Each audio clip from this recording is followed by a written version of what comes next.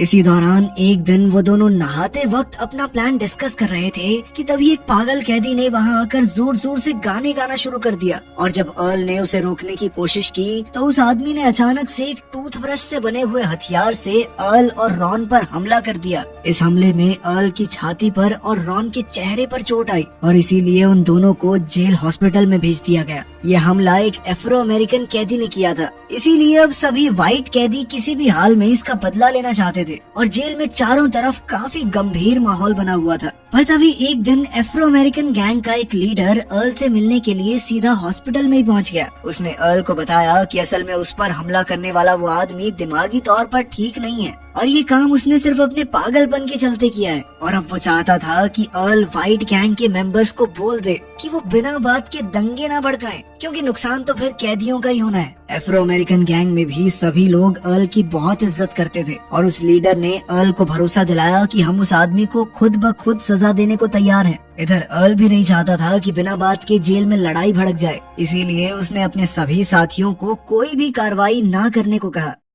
इसके बाद Afro American gang के खतरनाक आदमी ने उस हमलावर को मारकर जेल के गार्बेज ट्रक में फेंक दिया ताकि उसकी लाश गार्बेज ट्रक में ही क्रश होकर जेल से बाहर निकल जाए। पर जैसे ही ये बात अर्ल को पता चली तो उसके दिमाग में तुरंत जेल से बाहर निकलने का एक प्लान चलने लग गया, जिसके बाद उसने रॉन को बताया कि गार्बेज ट्रक हर रोज जेल में आता जाता है पर इसकी अंदर से कभी जांच नहीं की जाती, क्योंकि ड्राइवर हमेशा कूड़े को अंदर ही क्रश कर देते हैं और इसी डर की वजह से आज तक किसी ने उसके अंदर घुसने की कोशिश तक नहीं की। पर अगर वो कुचले गए बिना अंदर छुपने में कामयाब हो गए तो उनके सामने उनकी आजादी बाहें फैलाकर खड़ी थी। ये काम बहुत खतरनाक था और इसीलिए अर्ल ने अपने सबसे पुराने साथियों से मदद मांगी और उन लोगों ने पूरा प्लान सुनने के बाद गार्बेज ट्रक के कर्मचारियों को रिश्वत देकर इस काम के लिए मना लिया। उधर किचन में काम कर रहे कैदियों ने उन दोनों के लिए 2 बड़े सरियों का इंतजाम किया, जो कि उनके हिसाब से इतने ताकतवर थे कि वो क्रशर को रोक सके, क्योंकि उन्हीं की मदद से उन्हें ट्रक के अंदर घुसने के बाद क्रशर को रोकना था,